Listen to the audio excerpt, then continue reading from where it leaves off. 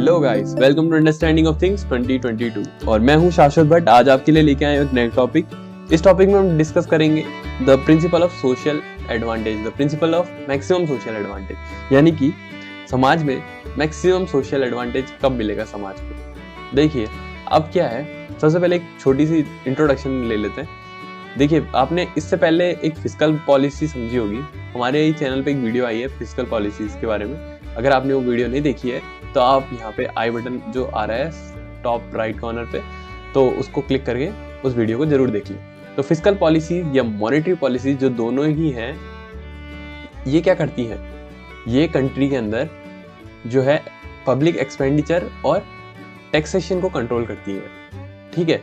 लेकिन इन दोनों का मेन जो मोटिव होता है एक स्टेट के अंदर, वो है सोशल वेलफेयर क्रिएट करना, यानी कि समाज की भलाई। लेकिन अब अब ये देखिए, समाज की भलाई कब किस में है, एक्सपेंडिचर या फिर टैक्सेशन में। मतलब समाज से पैसा लिया जाए या टैक्सेशन पे किया जाए, और लिया जाए तो कितना लिया जाए, और पे किया जाए तो कितना किया जाए।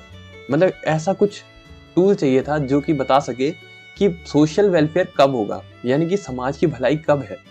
तो इस चीज का आंसर कह सकते हैं डेल्टन ने एक प्रपोज किया है the maximum social advantage. The maximum social advantage के अंदर उन्होंने बताया है कि किस तरीके से एक सोसाइटी को फायदा मिल सकता है।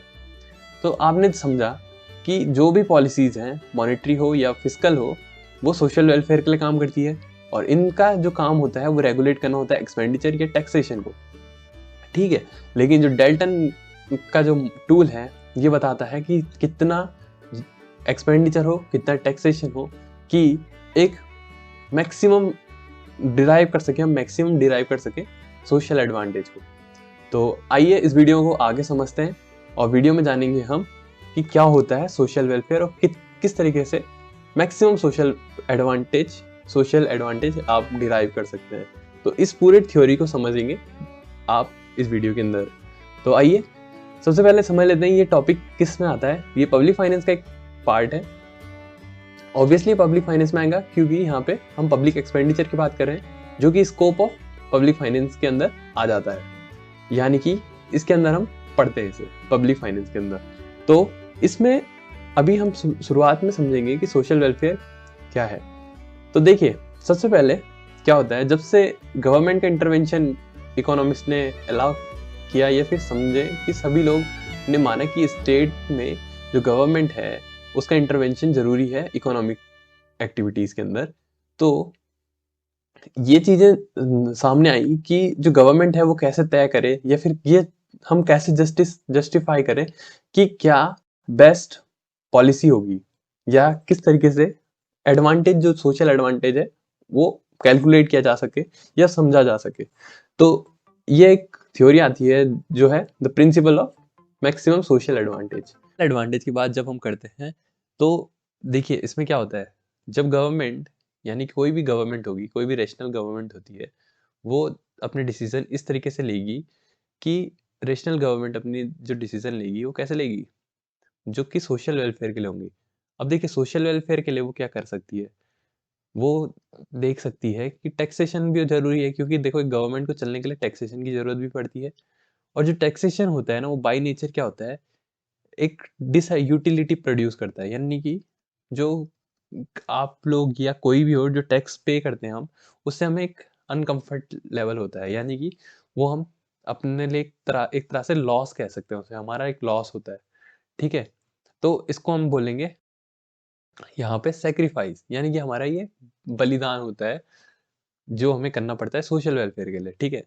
दूसरी तरफ हम देखते हैं कि जो गवर्नमेंट होती है वो क्या करती है, एक्सपेंडिचर करती है हम पे, यानी खर्चा करती है। तो वो हमारे लिए क्या होता है, एक सोसाइटी के अंदर जब भी कोई खर्चा होता है तो वो एक प्रोड्यूस करता है यूटिलिटी, यानी कि एक तरह की आप सेटिस्फेक्शन कह सकते हैं। यूटिलिटी स्ट्रेंथ और सेटिस्फेक्शन होती है, वैसे इसको हम सेटिस्फेक्शन कह सकते हैं। यहाँ पे आप सेटिस्फेक्शन पाते हैं कि आपको कुछ मिला है, तो वही आपको हो जाता है बेनिफिट, आपको लगता है कि आपका फायदा है, ठीक है।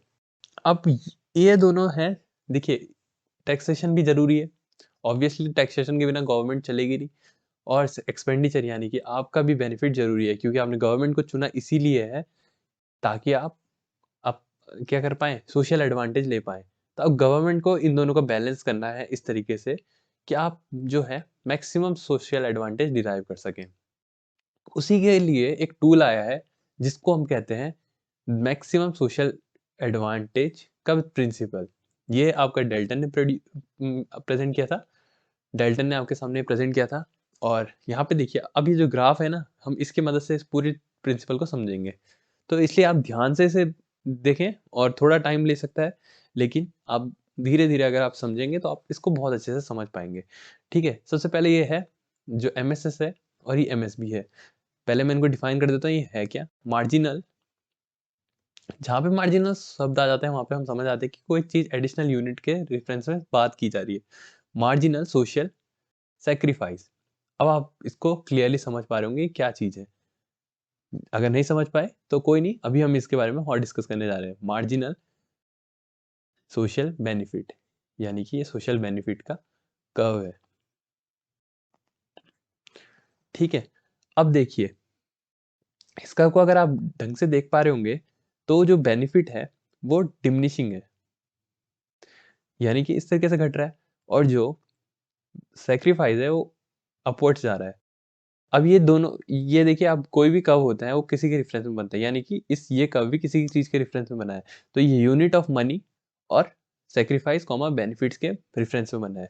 तो देखिए आप जैसे जैसे यूनिट ऑफ मनी, यानी कि आप यहाँ पे देख पा रहे होंगे कि जैसे जैसे गवर्नमेंट यूनिट ऑफ मनी जो है, यानी हम सपोज हम टैक्स की बात कर लेते हैं, जैसे जैसे टैक्सेशन बढ़ेगा तो जो सेक्रीफाइस है वो भी बढ़ेगा। ऑब्वियसली आपको जितना ज़्यादा टैक्स पे करना पड़ेगा, जितनी 1 रुपये आपने टैक्स पे किया तो आपको कम बुरा लगेगा। आप थोड़ा और टैक्स पे करेंगे तो आपको थोड़ा और बुरा लगेगा। ऐसे करके टैक्सेशन बढ़ाया जाए तो आपको डिस्कम्फर्ट बहुत ज़्यादा होता है, यानी कि आप डिसयूटिलिटी या सेक्रीफाइस आपका बढ़ता है।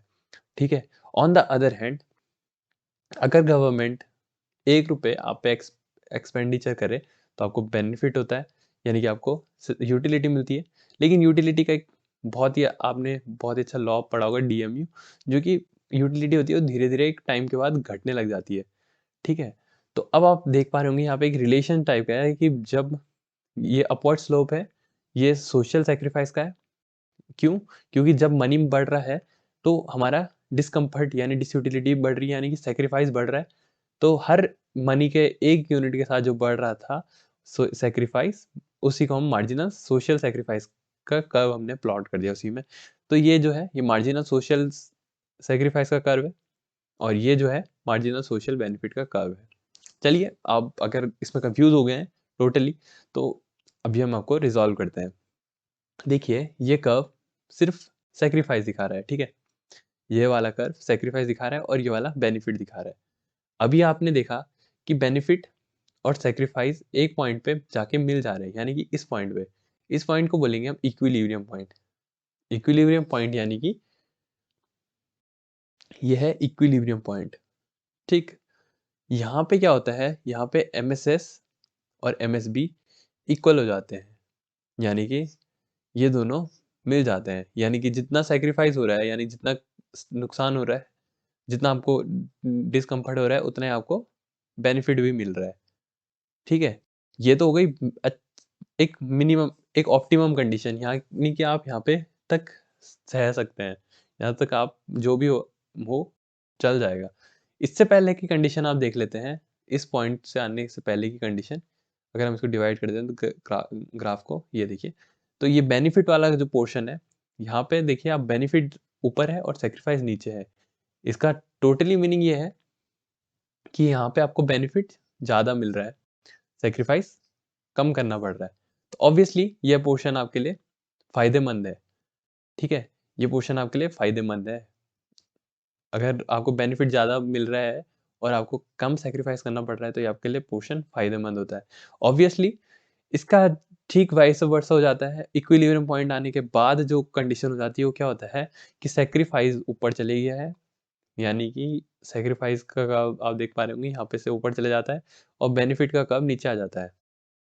इसका ऑब्वियस मीनिंग ये है कि जो आपको ज़्यादा सेक्रीफाइस करना पड़ रहा है और बेनिफिट आपको कम मिल रहा है।